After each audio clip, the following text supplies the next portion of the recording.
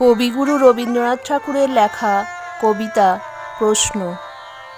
ভগবান, তুমি যুগে যুগে দূত পাঠায়েছ বারে বারে দয়াহীন সংসারে। তারা বলে গেল ক্ষমা করো সবে, বলে গেল ভালোবাসো, অন্তর হতে বিদ্বেষ বিষ নাশো।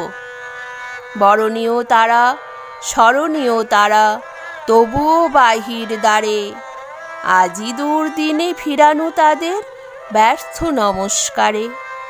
আমি যে দেখেছি গোপন হিংসা কপট রাত্রি ছায়ে হেনেছে নিঃসহায়ে।